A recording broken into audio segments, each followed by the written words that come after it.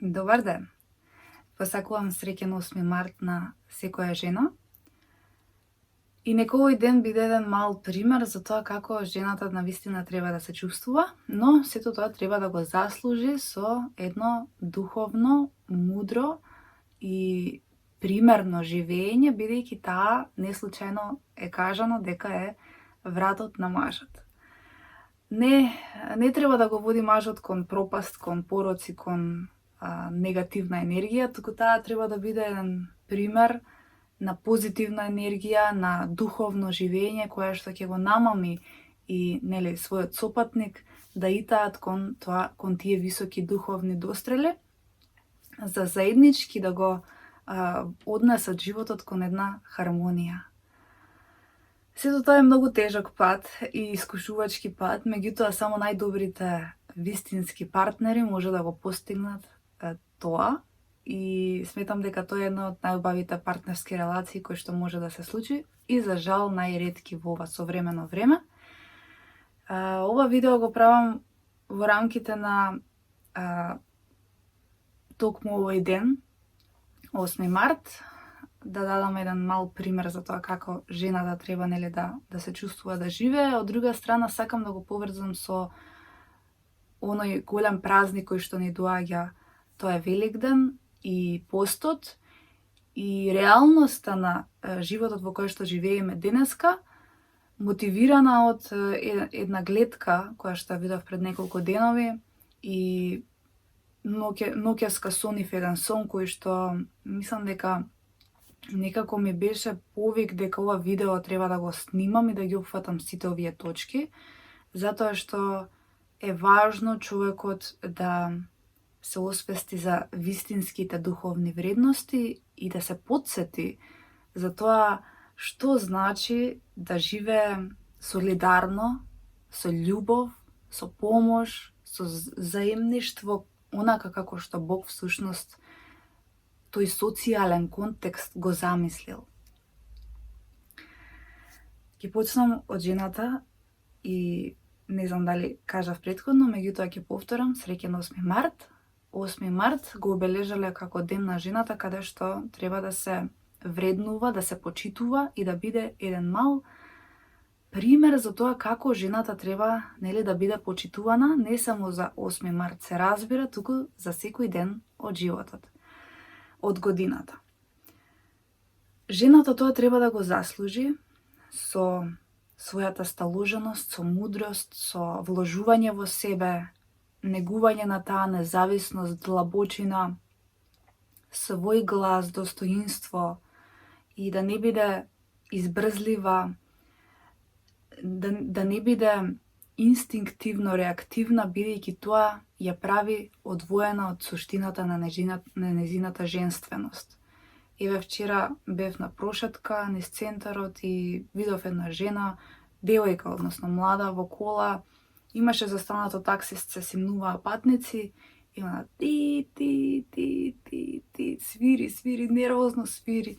И тука некако може тој пример да го дадам како еден момент дека жената не треба да се однесува така. Жената треба да биде многу сталожена, многу мудра и да ја владее таа внатрешна централна убавина, ни само контрола, која што ќе може да ја шири врз општеството, врз другите луѓе и така ќе зрачи многу моќно.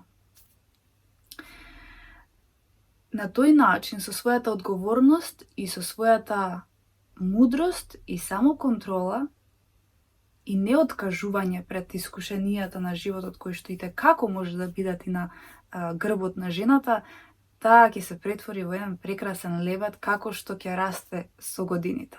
Ете, тоа е една мотивација која што сакам да ја споменам, за да ви биде еден патокас и каде треба да се движите во животот и да ги го неутрализирате злото во сопствениот живот, без разлика од кој вид да е, и да се остварите внатрешно како идентитет, како личност, како душа, за да прозрачи таа ваша внатрешна Венера или внатрешна убавина која што секоја жена од нас ја носи, но се разбира не секој ја ослободува со правилниот начин на живење.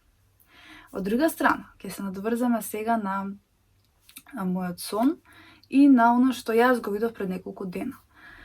Доаѓа Великден, доаѓа еден голем празник кој што секогаш треба да не врати на вистинските вредности и да ни каже па добро, еве, се проживеа оваа година, се помина, и пари, и обврски, и проблеми и така натаму, и доаѓаме до момент каде што се соочуваме со оние најсуштински, едноставни, вистински вредности на семеен ручек, на мир, на пролетно сонце, на природа, на свежина, на цутење, на нова надеж.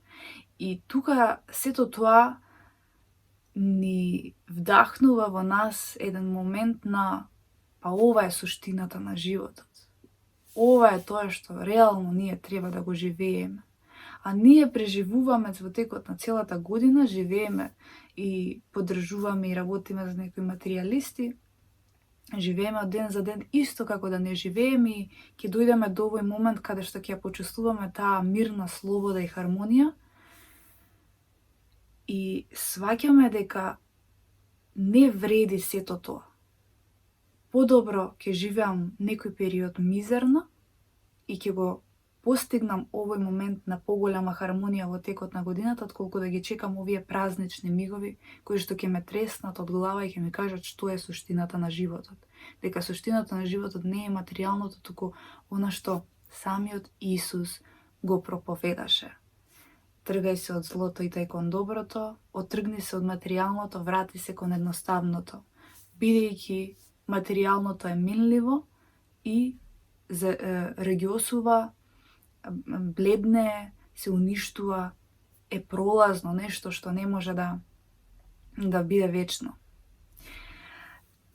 Сето тоа треба да не потсети дека иднината треба да стремиме кон тие вредности и кон тој начин на живот и да го смалиме овој момент на брз начин на живот, материјализам и вредности кои што се тотално минливи, бидејќи и тие одмори летни и овие празници и овој денешен празник 8 март и се она што доаѓа само не потсетува дека тоа е суштината на животот и тоа треба да го живееме секој ден. Исто како што жената треба да биде негувана и сакана секој ден, како што, нели, е овој ден 8 март.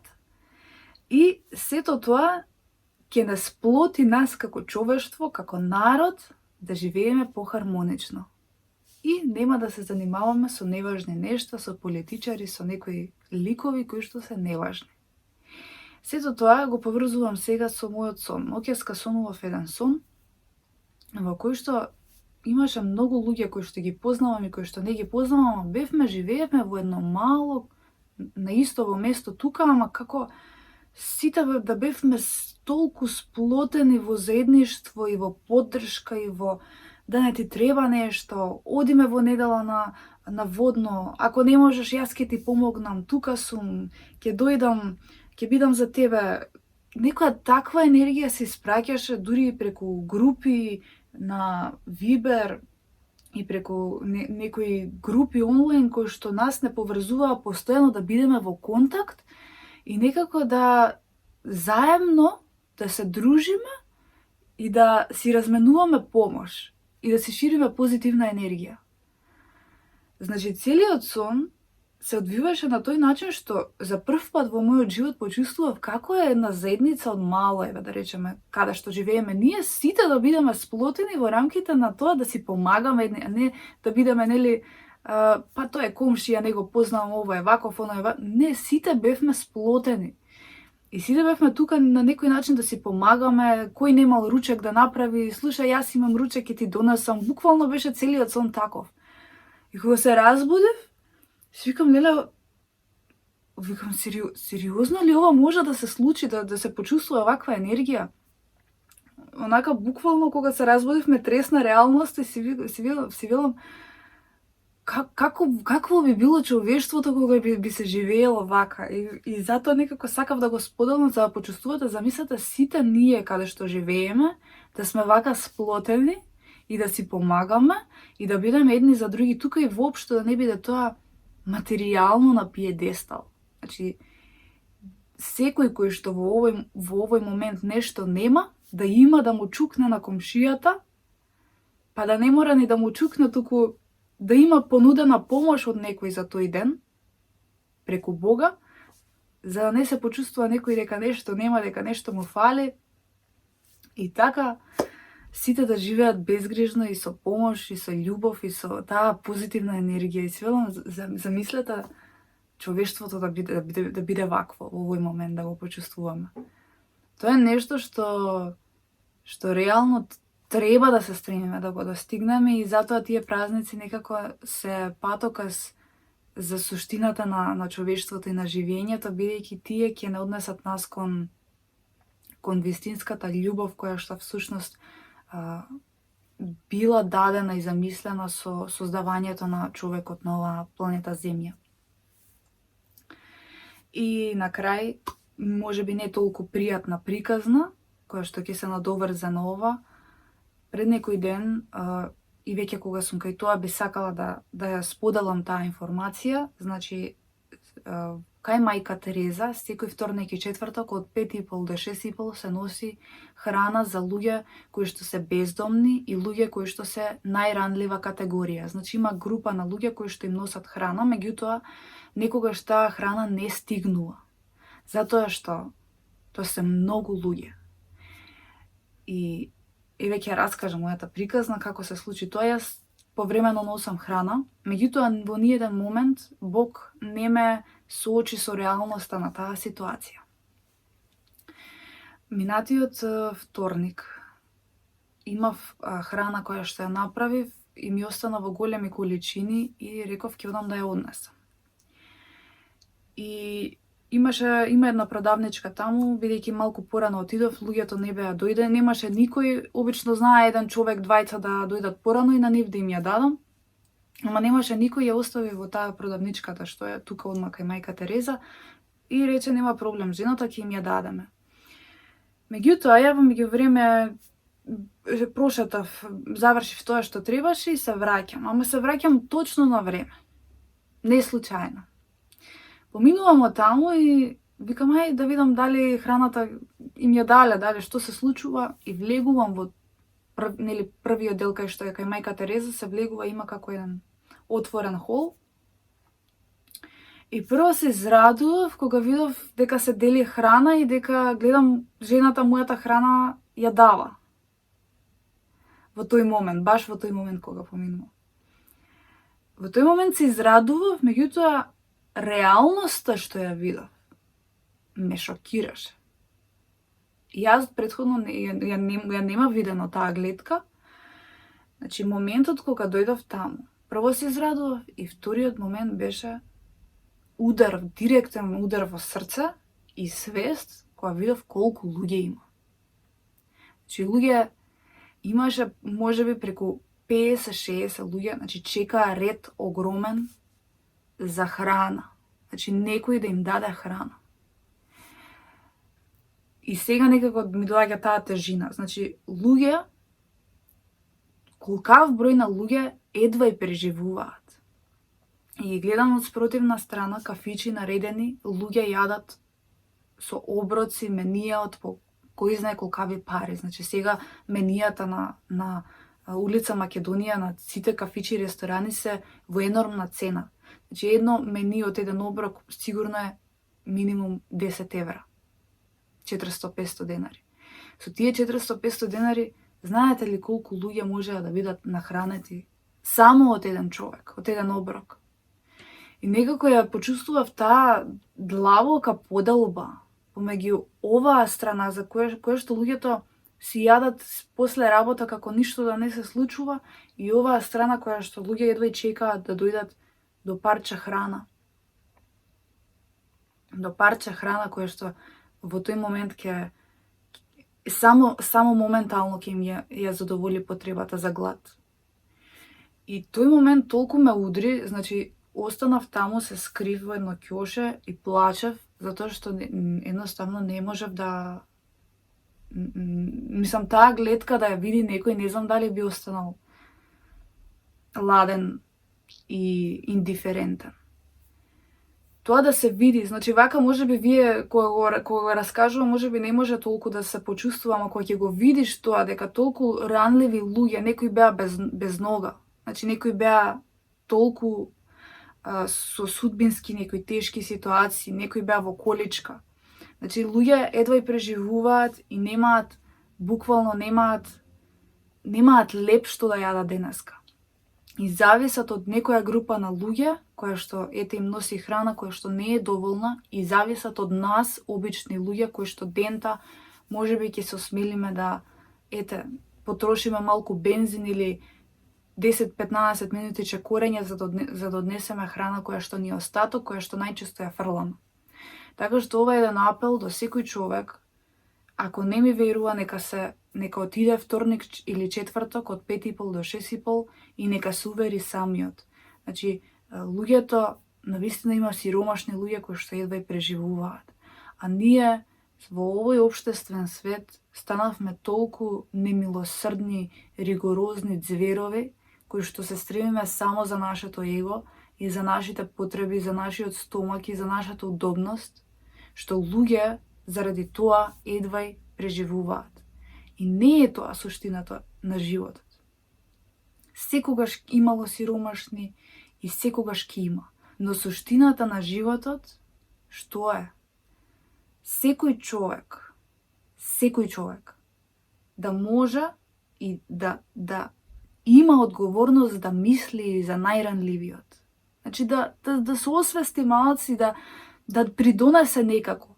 Живеј поизобилно, живеј со удобност ако Бог ти дарил, те наградил за твојата одговорност, таленти, способност, развој, ама имај свести за најранливиот. Помогни. Затоа што и ова што ти е тебе дадено како најудобно и најизобилно, ти е минливо. Сподели го со некој што нема и така ќе живееш духовно поголемо изобилство. А тоа според мене е најголемата суштина на секоја жена која што треба да се стреми да ја живее самата во себе и да ја носи во домот за да биде пример на мажот. Затоа што мажот е тој кој што е пострастен и наклонет кон материјално, да успее да го врати на тој баланс. Тоа е најголемата длабочина на животот, да биде пример пред мажот. Тоа е најголемата вредност на животот, да биде водич, значи вратот. Гледате, вратот е тој кој што ја води главата. Да го води мажот кон вистинските вредности. Значи, помагајте на ранлива категорија, носете, не се стремете кон материјализам, ништо од тоа не ни е на крај важно.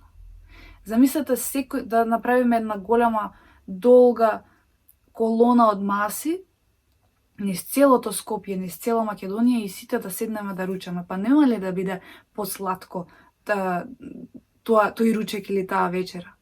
Нема ли да биде посладко кога ќе видиме дека и оној без нога и без рака и без не знам во количка и оној кој што е со секакви деформитети психички или физички, кога ќе видиме дека денеска јаде и еднаков како нас, па нема ли да се почувствуваме малку посреќно, поизобилно, поубаво?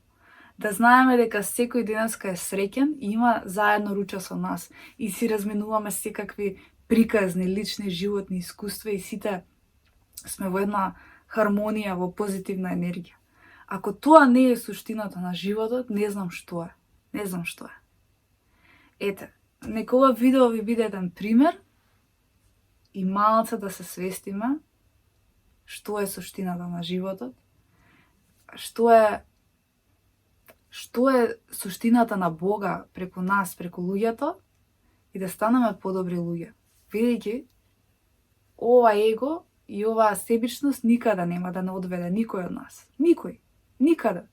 Само повеќе ќе си вадиме очи едни помеѓу други и ќе се водиме кон пропаст, кон колективен пропаст. Ете веќе кога сме кај тоа, за крај да ќе прочитам дел од Библијата И да го заокружам ова видео, се надевам дека пораката ќе биде примена до вистинските луѓе. Псалми, ќе читам од псалмите. Псалми 111, некаде од 6 до крај, и ќе прочитам дел за да ја разберете големината на Бога. Затоа што Бог е жив и Бог луѓето го имаат заборавено. Ова е безвременска книга која што секогаш ќе ни дава докази дека во било која доба и да живееме, секогаш се она што е напишано тука ќе се повтори во човештвото. Силата на делата свој му ја покажа на својот народ, за да му ги даде незнабожците во наследство. Делата на рацете негови се верност и правда, и верни се сите заповеди негови, утврдени за секогаш, засновани врз верност и правдина. Тој му испрати избавување на својот народ, за секогаш го установи својот завет. Свето е и страшно името негово. Почеток на мудроста е стравот од Господ. Здрав разум имаат сите кои според неа постапуваат. Похвалата негова пребива вечно. Блажени се оние кои се бојат од Бога и кои се милостиви. Неговото потомство ќе биде силно на земјата, родот на праведните ќе биде благословен. Слава и богатство ќе има во неговиот дом и правдата негова ќе преуспева вечно. На праведните во темнина им изгрева светлина, тие се благородни, милостиви и справедливи. Има добро за човек што е дарежлив и назаем дава. Тој праведно ги извршува своите работи и никогаш нема да се разниша, праведниот останува во вечен спомен. Од лошите гласови нема да се исплаши, срцето му е спремно зашто се надава на Господ. Срцето му е цврсто, тој нема да се уплаши, кога годе ќе погледне во непријателите своји. Тој разделува, дава на сиромаси. Правдата негова останува вечно, неговиот рок ќе се воздвиши во слава. Грешниот, кога ќе го види тоа, ќе се јадосува, ќе крцка со зъбите своји и ќе се топи. Желбата на грешниците пропаѓа. Ете, убаво се надоврза, еве не знаев ни овој дел дека е толку поврзан со ова што го зборував пред малку и е пример дека ништо не е случајно во овој живот и колку е важно да бидеме свесни за Бога и да го почитуваме законот, значи духовните вредности, да ја читаме Библијата, да ја применуваме, да се покаеме и да се прочистиме духовно за да можеме вистински да го живееме божествениот повик и вредности, да го постигнеме она што всушност јас го сонував во мојот сон ноќеска. И ако јас го почувствувам во мојот живот, барем еднаш во мојот живот, до крајот на овој мој живот, тоа чувство на таа хармонија и сплотеност, мислам дека ќе можам спокојно да си заминам од овој свет и ќе знам дека човештвото, барем за се ова што сум се трудела до сега, низ она што сум го давала на луѓето, на некој начин може би допрело и ме променило и мене, меѓутоа и светот околу мене како колектив, за да се достигне таа љубов и да се оттргне човекот од тоа минливо материјално. Јас ви благодарам за издвоеното време, ви посакувам убав пролетен сончев ден и нека овој ден не воведе во тоа да ние го разбудиме сонцето и да процветаме од нас со таа светлина Божја и да прозрачиме онака како што природата прозрачува сега со пролета и ние да станеме однатре такви кон себе, но и кон другите луѓе. Тоа е најважно. Ете, јас ви благодарам, а ние се гледаме во следното видео.